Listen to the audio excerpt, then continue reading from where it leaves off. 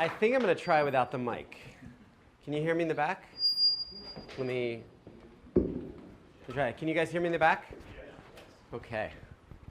What an amazing group of people. I've never done this. I speak probably 100 times a year, and I've never been privy to introductions like this. And it's an extraordinary way to get to know your audience. And you can't pull over the wool over their eyes. We have all these like official water people, sanitation people. So I better get all my statistics right. I'm really just excited to share the Charity Water story with you. I'm a visual communicator. I'm a photographer, so I'm going to show 150 photos. So if you can't see the screen, try to get a look at it. And just so excited to be in Atlanta with you guys tonight. So I'll talk a little bit about my personal story, how I got into this, a little bit about the water crisis as I've seen it around the world, and then a little bit about the organization. Church kid, growing up. My parents used a cereal bowl to cut my hair. Born in a middle-class family in Philadelphia. Dad was an electrical engineer. Mom was a writer. When I was 4, they moved into the suburbs to try to get closer to his new job. And we moved into an energy-efficient house that, unbeknownst to us, had a carbon monoxide gas leak. So my mom begins fixing up the house, specifically the basement, and over a period of months becomes very, very sick, but doesn't know what's making her sick. Finally passes out on New Year's Day on the bedroom. They rush her to the hospital, and after a long series of tests, they find these massive amounts of carboxyhemoglobin in her blood. And my dad winds up ripping out the furnace and finding the cracks that the carbon monoxide was leaking out of. So mom goes from, so thankfully it didn't kill her, but she goes from the super mom, perfectly healthy, to a debilitated invalid allergic to the world. So she became allergic to everything chemical, from soap to car fumes to the ink on books. She would have to wear charcoal masks. She was connected to oxygen. She spent most of her time outside in the backyard. We actually had to build her a lean-to out there because everything in the house made her sick. I remember as a kid, I have like this one memory of mom still wanting to read, and my dad and I, so that she could still read, we would bake her books in the oven, and sometimes they would catch on fire, which I thought was awesome as a 5-year-old. And then we would kind of hand her these slightly charred books, and she would wear cotton gloves so as to not touch the print. She'd put it inside a cellophane bag with her charcoal mask, and she could read without getting sick. Only child, family planning stopped. She miscarried and then got ill. So I went into a caregiver role really early, and I was really the perfect kid. I mean, I was active in my church, like taking care of mom. You know, I was playing by every rule that there was until the age of 18. 18 years old, and I'm sure no one in this room has rebelled, and hopefully none of your kids have, but I became an instant prodigal. I moved to New York City and said, now it's time to look out for number one. I joined a band, grew my hair down to my shoulders, and our band was so good that we were playing the best venues in New York immediately, but 2 months later we broke up because we all despised each other. So I'm now in New York, and I realized that the people on the other side of the music business were the ones making all the money. And, you know, we would fill a club. The club owner, you know, would toss us $100 and tell the 6 of us to split it up. And we would go, you know, fighting over the $100, and he would be stuffing the wads of cash in his back pocket. So I jumped to the other side of the business and became a nightclub promoter. And I learned that you could get paid to drink alcohol for free in New York City, and all your friends would drink for free. You just had to get the right people, the beautiful people and the rich people inside the clubs. So 18, 3 years before I'm even legally allowed to be doing this job, I joined a legendary club group, and over the next 10 years try to climb up the Social Society of New York to be the #1 club promoter. 10 years later, this is a snapshot of me in a VIP room. And I always show this photo because it shows the absolute depraved condition of my soul, because I'm holding out a Rolex watch in the nightclub so that the club photographer notices I have an expensive watch, which I thought was the most important thing. This is my business partner. We were successful. We were getting paid $2,000 a month by Budweiser just to drink Bud at our clubs. Bacardi paid us another $2,000 a month to drink their products. and we worked 3 nights a week. It was great on the outside. Dinner at 10, the club at midnight, and then 5 a.m. to after hours. So there's another picture that I will not show that would look like wherever I was at noon the next day, drugged out of my brain. And by this point, 10 years in the nightlife, I had picked up every single vice you can imagine, from gambling to every drug that you can imagine, to pornography, to 2 packs of cigarettes a day, to excessive drinking. And I was in Punta del Este later that year at 28 years old. I have the life that I thought I wanted, the girlfriend that is on billboards and the cover of magazines, the Rolex watch, the BMW, the awesome loft in New York with a grand piano, and a Labrador Retriever. And I have ticked all these boxes, and I'm like, I am the worst person that I know. And I'm the most deeply unhappy person that I know. And I was in South America, and we rented this amazing house with servants and horses. And hungover one day, I start reading A.W. Tozer's Pursuit of God. And I start reading the Bible again. And it was a really interesting experience, reading theology, hungover over a period of about a week. But this intense kind of fight for my soul began to take place. And the 10 years that I had gotten everything I thought I wanted had left me really unhappy. And I came full circle back to faith, the faith that I'd very much walked away from as a kid and completely rejected, and said, you know what, I'm going to try to live this out. So I go back to New York City. A couple months later, I sell all my possessions. I give up my apartment in New York. And as I was rediscovering faith and I was rediscovering the life of Jesus, it was like the most interesting thing to me was the service to the poor. And everywhere he seemed to go, he was picking up people that had nothing. And I had done nothing for the poor for 10 years. It's not true. I threw one nightclub party where I gave 1% of the door to the nonprofit. And I used the nonprofit to market the heck out of the party. So I decide, I'm going to tie the year back of the 10 that I've wasted, and I start applying to humanitarian organizations, the famous ones, the World Visions, the CARES, the Save the Children's, Samaritan's Purse, the Peace Corps. And to my surprise, having sold all my possessions and left New York, no one will have me as a volunteer. So I'm denied by every organization except one. Maybe some of you have heard of them, a group called Mercy Ships. And they said, Scott, if you pay us $500 a month, you can volunteer. So I said, I was looking for the opposite of my life. I have found it. Not only am I not going to make money, I'm actually going to lose money. And I said to them, where are you guys going? They said, we're sailing a giant hospital ship to a country called Liberia. So this is in the fall of 2004. I'm 28. I have never heard of Liberia. Most people don't believe this, but I thought Africa was a country. I mean, I was, I knew about fashion models and, Moët and Chandon vintages. I did not know about Liberia. So I had actually mailed in a degree at NYU because I was an only child and my father had saved up for it. So I had a photojournalism degree. And I said to Mercy Ships, look, I've got 15,000 people, influential people on my nightclub list. I take good pictures. I'm actually a decent writer. Let me come and be your volunteer photojournalist. So they say, okay, great. Pay us $500 a month.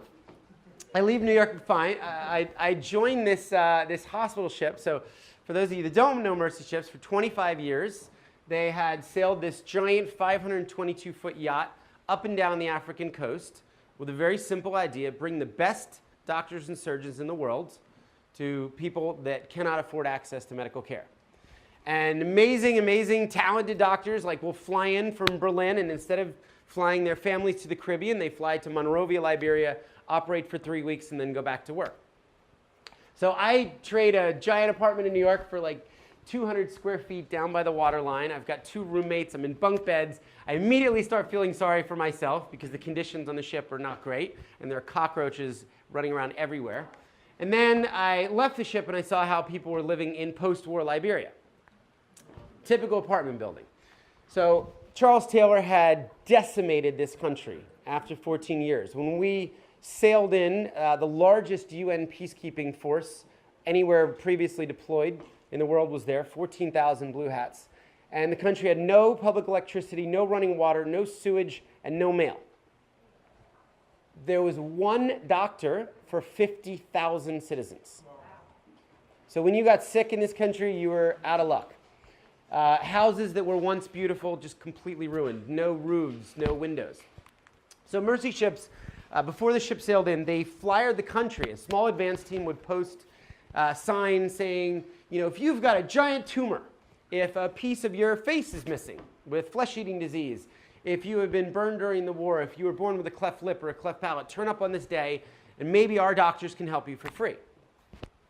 So I'll never forget, my third day on the mission, I grabbed my 2 Nikon cameras. It's 5 in the morning. I jump into the Land Rover, and we're headed to the stadium that the government has given us, which is where we're going to see who turned up.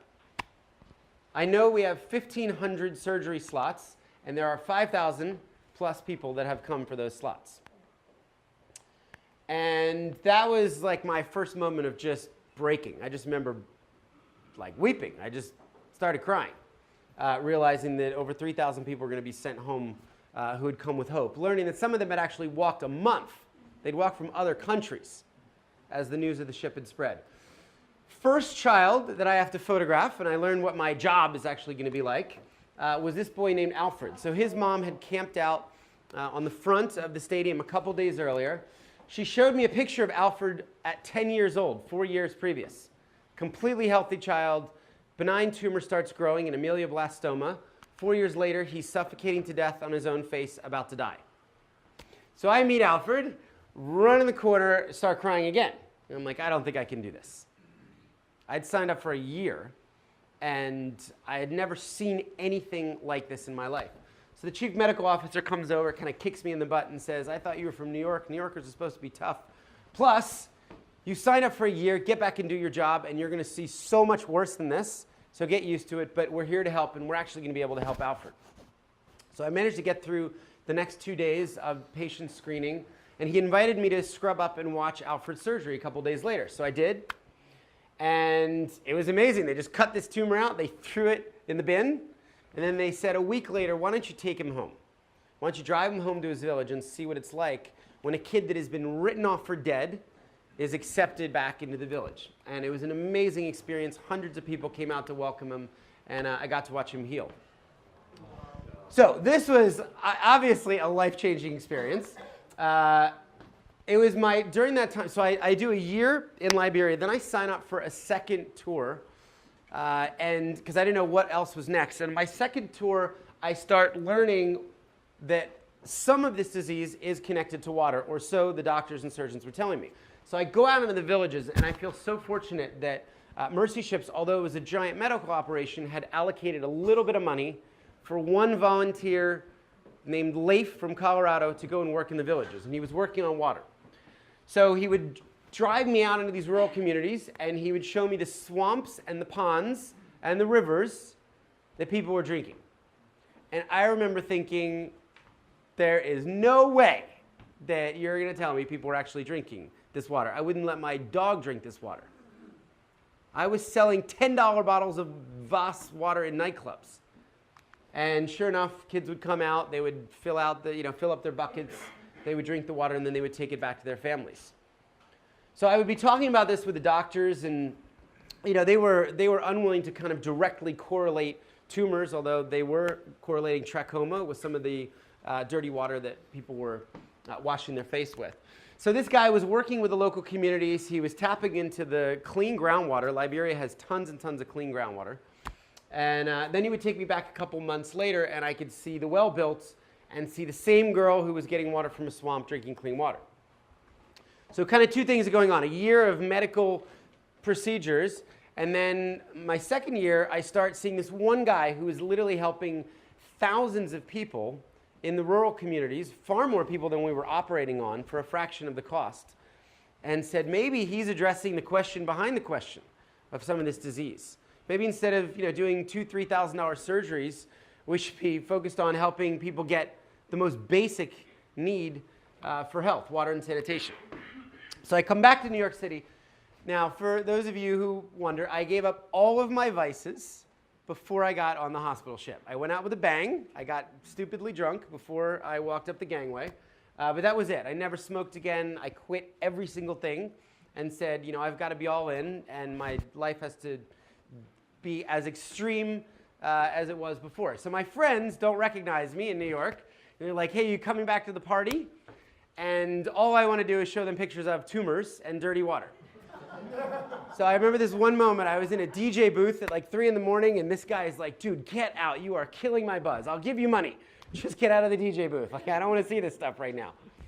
So I was trying to, this whole while, I had been blasting my 15,000 person email list, these stories. Stories of the medical surgeries, of the water projects. My list got a little smaller. As some people said, take me off this list. I signed up for the fashion party, not the tumor party.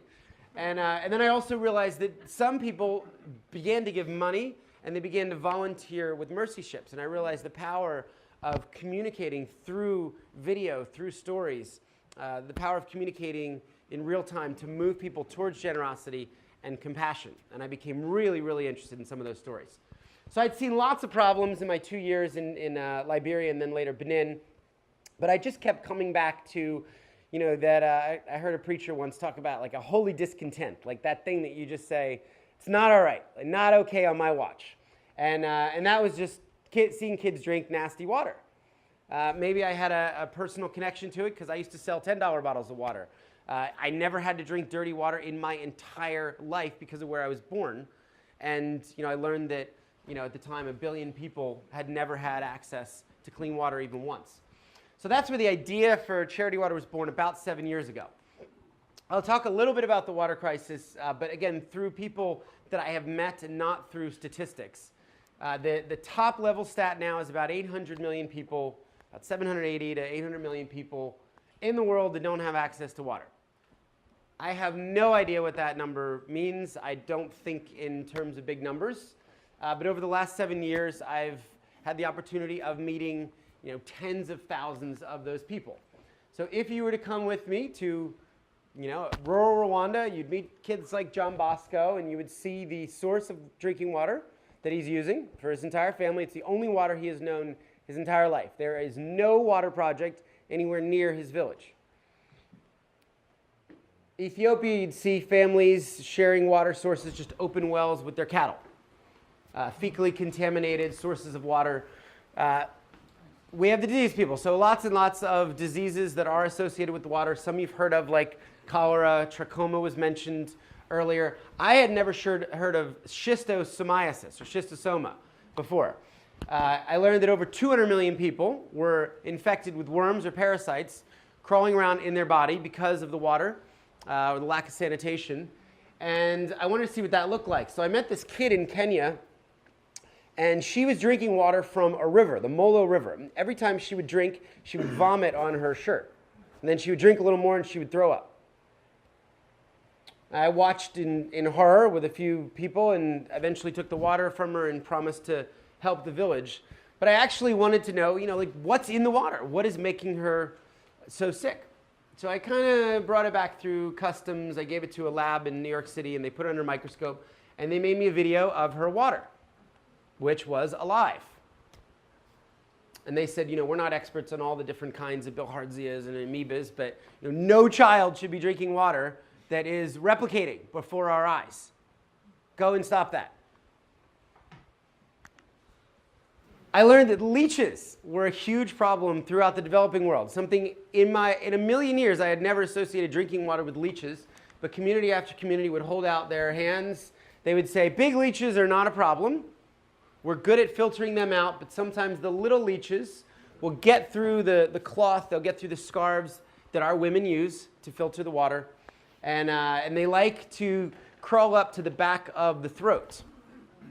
Rural communities, and I've heard this now 50 times, 2 ways that they get leeches from the backs of the throats of their children. One, they use a stick, and they try to pry the leech and kill it in the process, or else it just crawls up again. Or the second, they give their kid a little bit of diesel fuel. Enough to kill, hopefully, the leech and not injure their child. Most of the filtration that we see in the rural communities is done just using cloth, which obviously doesn't take out any of the unseen contaminants. Many of the women will laugh at us when we say, why aren't you boiling the water? like it's the stupidest thing they've ever heard. How would we have time? Where would we go find the money for the charcoal? It's hard enough for us to cook our food with the cow dung, and you know, we're constantly walking for water. So most of the filtration is just done, as you see, getting out some of the brackishness, just using cloth dresses, shirts. I started learning about the link between, or the lack of water in schools, lack of water in toilets in schools around the world. Came across one of the stats from one of the UN agencies that half of the world's schools do not have clean water or a toilet. If there was a second thing I was passionate about, it was education. And I didn't understand how kids could get a good education if there was no toilet at the school. If there was no water. These kids they all brought their water from a river in their little mini jerry can, which was a couple hours away every single morning. And the girls would tell us, you know, we stay home 3, 4, 5 days every single month. We get our period, we're afraid to go to the school, there's no water, there's no toilet. Learned that it was linked as well to girls' education. Of all of the things that I have now seen and all the things I've heard, there was one story that moved me deeper than any other story, and I think for me just illustrated that this was never about statistics. It was such a human problem. I was in Ethiopia. I've been there 22 times now over the last few years. And I was in a $6 a night hotel. I was in the hotel restaurant. And the owner of the hotel walks up to me and he says, "You're the Charity Water guy. We know what you're doing here. You know, it's awesome. Keep up the great work. Let me tell you about this woman named Leta Kiros that lived in my village 10 years ago when I was growing up." So we sit down. And he said she used to walk 8 hours every single day with a clay pot on her back, 3 hours out, 5 hours back. And one day, she walks back into our village, and before she reaches her house, she slips and she falls. She drops her clay pot, it breaks, and all the water spills out. And the guy says to me, she hung herself from a tree in my village. And he said, "The work you're doing is important." And he walked back into the kitchen. I was with a few donors at the time. I remember we were like, "Dude, why did you tell us that?" Weren't sure if it was true. We verified with our local partners that there was a girl named Leta Kiros that lived in a village named Maida. And I told the story to a bunch of groups. And then earlier this year, I don't know, I wanted to go and live in her village. And I wanted to walk in her footsteps. And I wanted to meet her family. And I wanted to see the water that she was getting. So a couple months ago, I hiked up to the top of Ethiopia. I got to the end of the road. I rented a donkey because her village was a 9-hour walk over the mountains from where the road ended. I brought a little tent with me. Came to this village called Maida at the end of the day. Pitched my tent next to the chiefs. And I really wanted to understand what had happened and had anything changed in 10 years. Next morning I go and I meet her mother. And her mom says, "I will never forget the day that they brought my daughter. She was covered in a white cloth. I started screaming. I started throwing myself around. And I injured my back on one of the walls of my stone house. And I've never been the same again." She sends me to go see her friend who walked with her that day. And I meet Yeshareg. Yeshareg shows us the pots and says these things have now been replaced by the jerry can, these yellow cans that weigh nothing. But they're incredibly heavy, even without water. So she says, "Come with me, I'll show you where we went." So Maida is up on a plateau. They were going deep in a ravine, but the difference of about a 200-story building from top to bottom. So I start walking down this path, and I literally fear for my life, and I'm carrying nothing. And I'm like, does anyone ever fall off this cliff? And they're like, "Oh yeah, all the time." Start giving me names of the women that have fallen to their death going down to get water. We get to the bottom, and there are tons of jerry cans lined up. The problem with this spring is it's a very low yield. So it only produces enough water to fill up one jerry can, 5 gallons, every 30 minutes. So everybody just camps out at the bottom and just waits. So they take me back up the hill towards her house, and then they stop and say, "This is the tree where we found her body." The kicker that I did not know before I went into the village was she was 13 years old. And her best friend and her mom believes that she killed herself because she was too ashamed to let the family down and not bring them the water for dinner. And that she felt by dropping the pot she had been so clumsy and she didn't want to face her family. So for me, meeting the people, the water crisis affected me, not in a statistical way, not in an analytical, research-driven way, but in such a human way. And people everywhere I went would ask for help. They knew we could help. They would say, "Can you please help us get clean water? Can you please help us get a toilet?" So we believe in many different solutions, a solution-agnostic approach. I never thought you could cure the water crisis with a single filter or a single solution. So we started funding things like hand-dug wells, drilled wells. Sometimes you have to drill 1,000 feet. Sometimes you can build rainwater harvesting systems, spring catchments, pipe systems using gravity flow down to villages. Sometimes you have arsenic and fluoride issues in the groundwater. You can construct pond filters, biosand filters. Sometimes high-tech stuff, UV, carbon, UF, if there's a mechanism to sustain those projects. At its simplest, for about $65, you can fund a biosand filter that takes water like this. This is in Cambodia. The communities contribute $5 themselves, every household. They actually make the filter. The women make the filter over 2 days. And dirty water goes in, clean water comes out. It takes out about 99% of all the bad stuff. I drank this water and was completely fine. Pretty cool invention. Guy in Calgary came up with this thing over 10 years ago. High science, very low technology. Hand-dug wells are about $6,000, and people ask me all the time, how come the Africans aren't just digging their own wells? Why do they need us to help?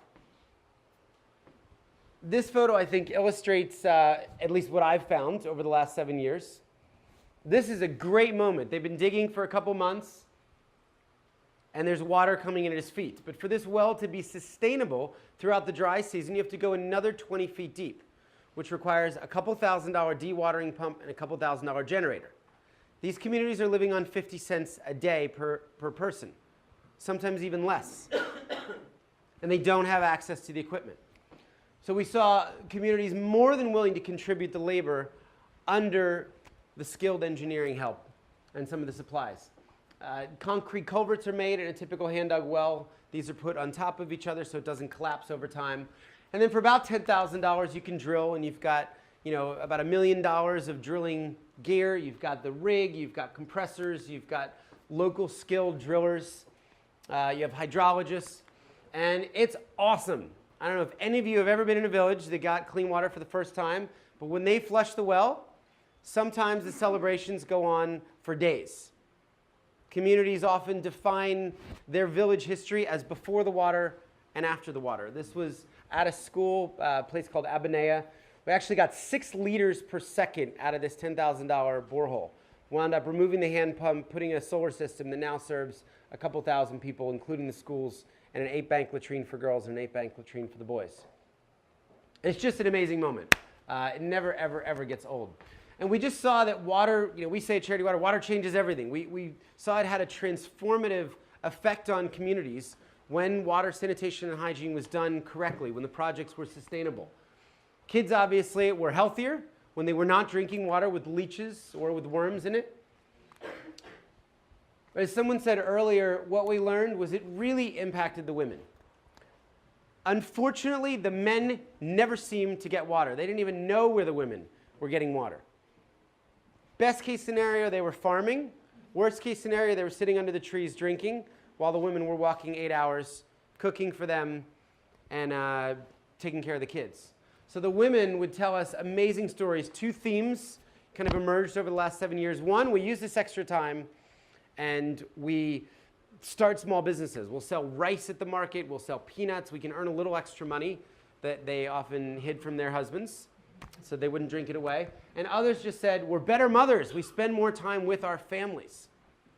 A mother in that village told me that it killed her because she had to walk 8 hours a day and leave her 7-month-old child at home because she couldn't take her on the walk, and she would scream all day long. What I loved about the issue was I thought I couldn't think of anything more unifying in the world. I couldn't think of anything else that the entire world could agree on as simply as the fact that everyone should drink clean water. I have yet to be in a room where people think the kids should be drinking water that is dirty. And what drove me crazy starting this was we actually knew how to solve the problem. It didn't look the same, but we knew how to bring clean drinking water to every single person on Earth. There were a lot of diseases that we have not found cures for, but we knew how to bring people access to clean water. A lot of data that's come out of the United Nations that we've been exploring about the economic benefits of water and sanitation. Hutton and Haler are two researchers that have talked a lot about this. Dollar invested in water and sanitation can yield $4 to $12 in economic returns. They found in some rural communities it was as high as $20. Wow. Imagine investing $1 million in clean water and sanitation and making a community $4 million richer, $20 million richer. Time savings, improved health, improved education, the ability to work. Community involvement was obviously key, right? This couldn't be about us ever. It couldn't ever be about you as donors. It had to be the community taking ownership of it. So much time and money and energy needed to be spent in training up local water committees. So this is a typical water committee with a treasurer role, a chairman. They always make the guys the secretaries. They trust the women with the money. Sanitation workers, caretakers, and this is the community the committee that collects a little bit of money from every family that uses the well. That goes into a corpus, so when maintenance is needed, there's a structure, there's the ownership that rests with the community. Okay, charity water, I'll do this bit quickly. So started 7 years ago, probably not a very credible founder at the beginning, having come off of 10 years of partying in New York City, and filling up nightclubs, and then 2 years running around Liberia with a camera on a hospital ship. But I was determined to spend the rest of my life trying to bring access to clean water to as many people as possible. And then I discovered another thing I was passionate about. So I had no place to live. My friend said, you can crash on my couch and you can build your organization from my living room. So this was our office for about the first 6 months.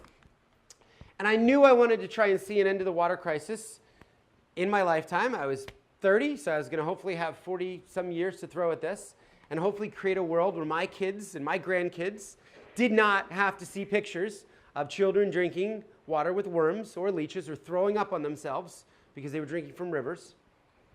But the second thing I really wanted to do was reinvent charity for people like me and younger.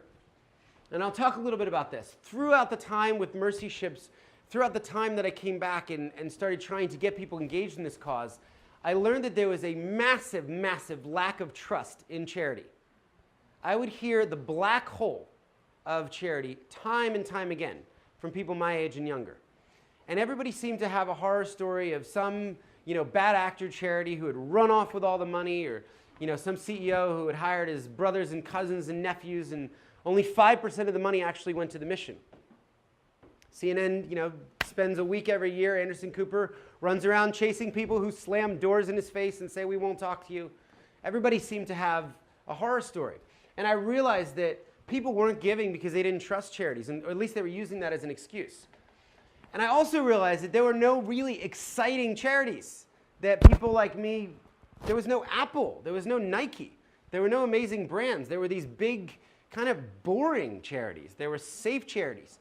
But charities were the worst marketers of any group I'd ever met. They were worse than insurance companies. There was an article that came out in the Times a couple weeks ago that said, I hate to pick on the World Bank, but something like 70% of all of the PDFs on the World Bank website have never been downloaded once.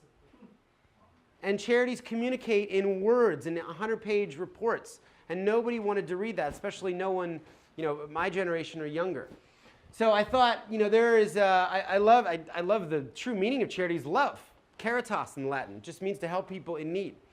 And I wanted to take selfish people like me and get them really excited about generosity and giving. And I thought water could be that unifying first issue. 3 ways I thought we could do that. One was you got to solve the money problem. So if my friends didn't trust where the money went, I said, great, let's create a financial model where 100% of the money would always directly fund projects. And people are like, well, that's the stupidest thing I've ever heard. Like, how will you actually run an organization? How will you pay yourself someday? How will you have an office? I didn't have any good answers at the time, but I thought this would be really cool to go out and make a promise, and it could get a lot of people who weren't giving to give. So I opened up 2 bank accounts with $100 each and made this promise and said, Publix money goes into the bank account on the right. Somehow, I am going to convince people that it is cool to pay for overhead. Said, we're going to take it one step further. We're even going to pay back credit card fees.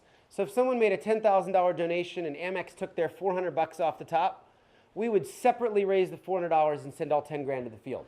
So that was idea number 1. Idea number 2, use technology to show people where their money went and to prove it. We were so fortunate to start at the same time as Google Earth. And I walked into a Best Buy, saw that handheld GPS devices now only cost $100. Google was giving us a free place to put photos and pictures and metadata. And I put the two together and said, for $100 and two AA batteries, we can know where every single water project is in the world within 10 feet. And we can make all of that public from day one. So we made a promise to do that. If we had 10,000 water points, we would publicly make 10,000 GPS and photos of every single water point available. Third thing was, as I mentioned, I really wanted to build a brand. Nick Kristof had written in the New York Times that people peddle toothpaste with more sophistication than all of the world's life-saving causes. And I thought that is so true, and it is so broken. Where was the Steve Jobs of charity? Where was the Phil Knight? Where were the visionary designers, the creative people that could inspire a generation? I thought you didn't need a lot of money to build a brand. You needed good taste and talented designers that you would recruit from, working at places where maybe their lives felt less meaningful. So the first person I hired was to help me work on water projects. The second person I hired was a creative director who I later married, and I'm about to have my first kid within three months. So I literally married the brand. I loved it so much. Probably the most important thing is what we wouldn't do, and I didn't want to do the work ourselves. I thought we could be amazing at raising awareness, getting the 99.9% of the world who has never thought about the poor and drinking water to care, right? Moving them towards generosity and compassion. But we're not going to be hydrologists. We're not going to be the experts. So let's go and find the best people working in water around the world and grow through them. And it wasn't about ego. I didn't need to open up Charity Water offices in 20 countries and fly the flag. Let's go find the people that were doing it and empower the local organizations. And as we turned out, we found amazing, amazing organizations who had 30-plus year histories. And you know what they were bad at? They were terrible at fundraising, and they were terrible at marketing. So we said, you guys focus on the work, leading your communities forward. We will focus on the awareness and the fundraising. So it started with a party. I went back to the nightclub to try to redeem that experience. And I threw myself a birthday party for when I was 31. I made everybody pay $20 at the door. 700 people came. And instead of pocketing the $15,000, took all the money immediately to a refugee camp in northern Uganda, and we did our first few projects. We rehabilitated a bunch of wells, and then we sent the 700 people the photos and GPS of the projects in Uganda. None of these people had ever expected to hear back from a charity where they went to a party and threw $20 in a bin. And they couldn't believe that this community of people had actually affected tangible change that they could see. We started trying to creatively partner with brands. This is just my favorite one because it was so early and it was just off the cuff. We walked into Saks Fifth Avenue and we said, you guys figured out how to sell women $5,000 handbags. That is amazing. We have $5,000 wells, and we're both in New York, so we should totally be working together. For some reason, the CEO did not throw me out of his office, and they actually loved the idea, and they wound up shooting their catalogs for 2 seasons in water. They gave me the windows on Fifth Avenue after Armani took his windows down for a week, gave me the windows in Chicago and Beverly Hills to tell the story about water. And then they started telling their vendors, their employees, their customers, raised $700,000 to help 140 communities get clean water. After that, Macallan comes to us, and they said, we're a Scottish company. There's a lot of water in Scotland. We make really good whiskey, and there's a lot of water in whiskey. And we're like, and? So their marketing team's like, well, we'll get back to you. So they came back to us and said, we have an idea. We have a 64-year-old Macallan. It is our prized possession. What if we took it on a world tour? And if people wanted to taste our 64-year-old Macallan, they would have to drop $5,000 for a water project. We were like, you people are crazy. Who's going to pay you $5,000 to taste your whiskey? And then their single bottle raised $605,000. Wow. Broke the Guinness World Record 4 times over. Worked with American Express last year, and this was a fun one because they were trying to talk about a new kind of card member, a generous kind of card member. And they started talking about our birthday project, which I'll get to, and actually put us on the homepage for a couple months, trying to get people involved in Charity Water, in thinking differently about what it means to be even American Express cardholder, that it's not just about wealth. It's about the way you live. It's about giving. We love social, so we were the first charity to get 1 million followers on Twitter. We have never direct mailed because, I don't know, I just never have responded to a piece of direct mail in my life, and all my giving is online, so we decided to really try and build audiences here. We were not only the first charity to use Instagram, we were one of the first 3 brands. It was us, the Boston Celtics, and NPR, which is a bizarre trio. And we love just connecting our supporters around the world using social media. These were going to be the tools of the future. This is how people were going to want to share stories, and it was how they were going to want to give. Then we stumbled upon this idea, which was just kind of the biggest driver of growth. And on our 1-year anniversary, I was going to throw another birthday party, in a club, and I thought, it doesn't scale, and I'm too old for the clubs. What if I told everybody to stay home and to donate my age in dollars, $32 for my 32nd birthday? And I thought, maybe that would be sticky. Everybody I knew had $32. They would have spent that on taxis and tip anyway. So I just email war everyone I know. I promised my friends that if I reached $40,000 goal, I would fly to Kenya and I would drill live via satellite so they could actually see where the money went. I raised $59,000 in a couple weeks. Flew to Kenya, drilled, hit water.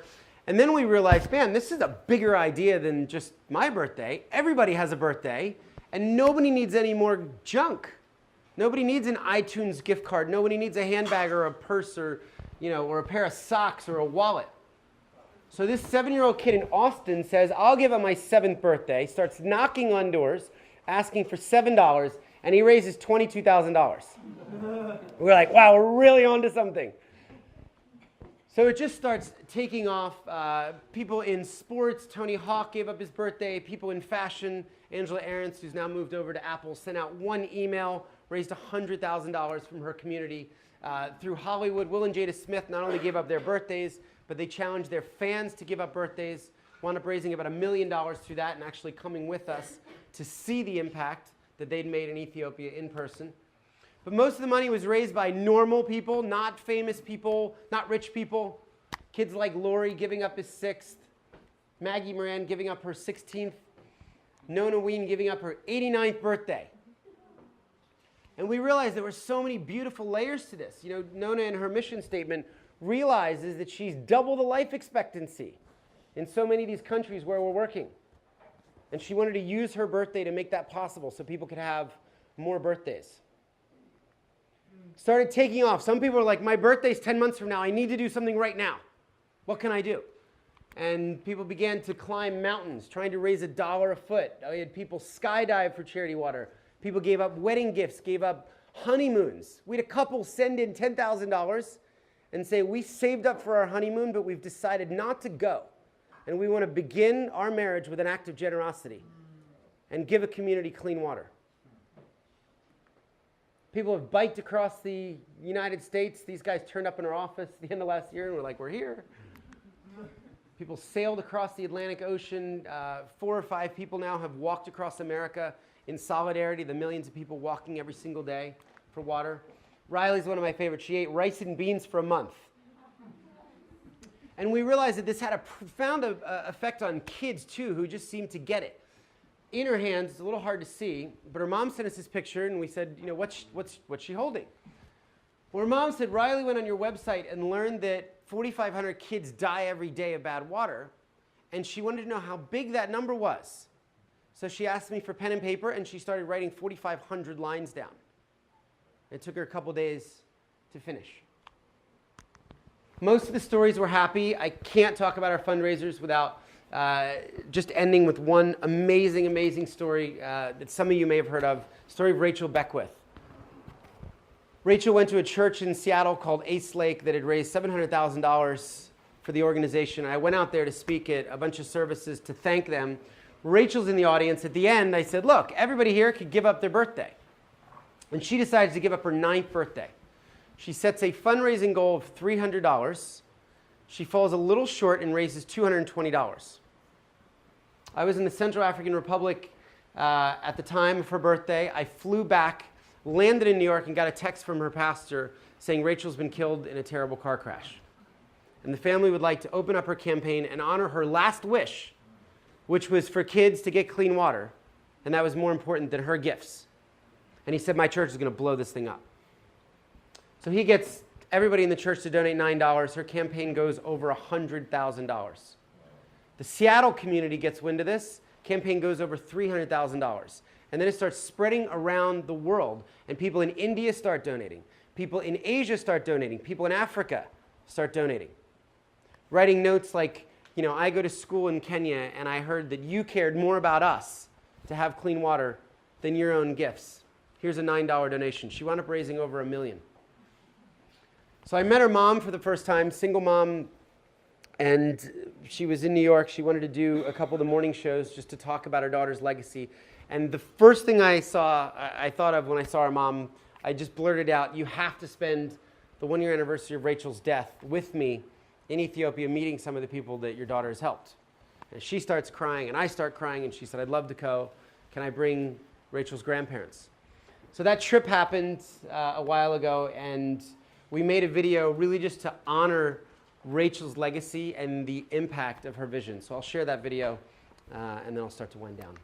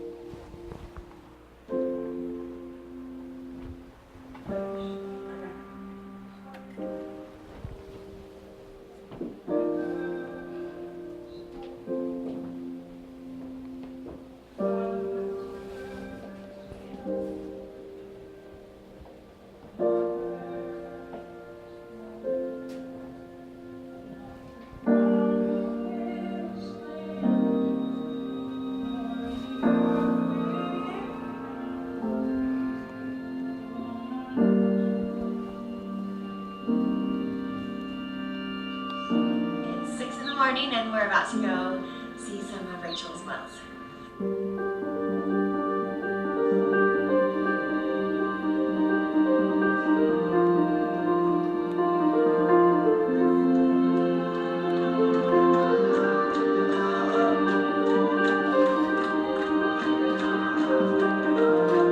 I am Richard. I am Rachel's grandfather.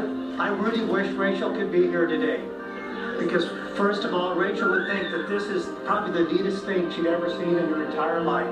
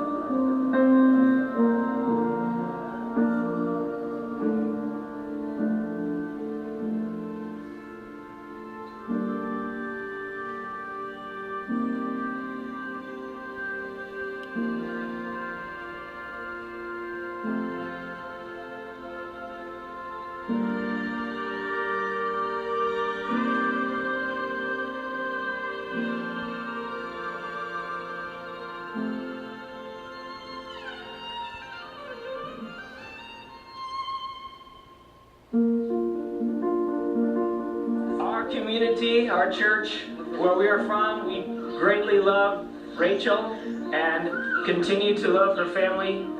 And I'm overwhelmed with how greatly you have honored her memory.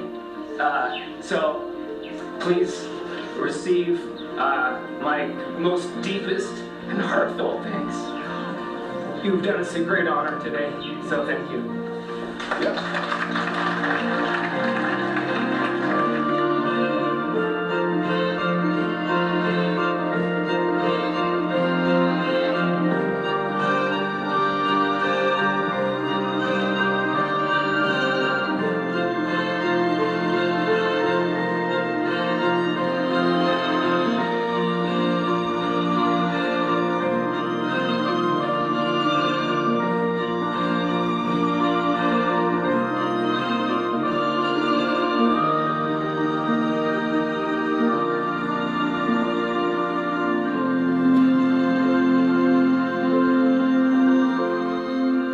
Rachel developed such a big heart from a young age that she understood and felt the pain of others on the other side of the world.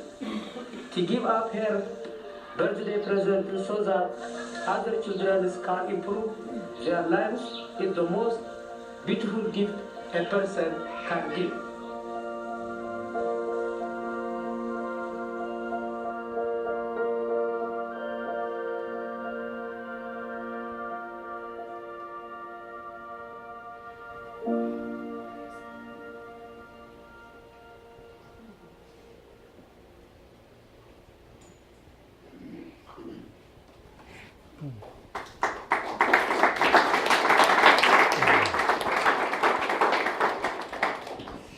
That was obviously a huge, profound experience for the entire organization to go through. Obviously, personally, it was amazing to be there and watch the Ethiopian people honor the family. They named an entire valley after Rachel. The children had drawn pictures of what they thought Rachel looked like and given them to the family. It was extraordinary. What it helped us learn as an organization was that it didn't belong to us anymore, and that what we thought was our story in the beginning, and what we were telling as our story, this scrappy, disruptive, technology-based startup, it was their story. And it had really become the story of our supporters, the story of our donors. It was the story of Max and Maggie and Nona and Riley, the story of Rachel, the story of the 30,000 people who responded to her vision, the story of the tens and tens of thousands of people that she was able to help around the world. So we said, let's be really intentional about taking a back seat and just connecting people and telling other people's stories, telling the stories of our amazing fundraisers and their hearts, telling the stories of our beneficiaries, telling the stories of our heroic partners who are out there in the field. So we really focused on showing impact and using technology to do that and building innovative products. You know, we had a 100% model. We never stepped on the money. So we could, with integrity, tie every single dollar to a water project. We started funding drilling rigs, crowdsourcing them, getting 10,000 people to fund $1 million drilling rigs, and then mounting GPS units on them, and even giving our drilling rigs in Africa Twitter accounts. So they tweet when they drill wells. And people can follow them in real time. What we're most excited about is using technology to ensure sustainability. We have thousands and thousands of wells out there now. We want to make sure that they are continuing to serve the communities over time.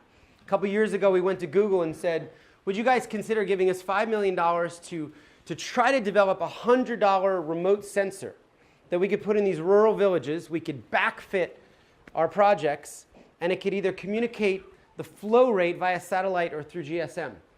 And they said that idea is crazy. Here's $5 million. We'll let you guys go and try it. And we began to work with 25 different labs all around the world on product design.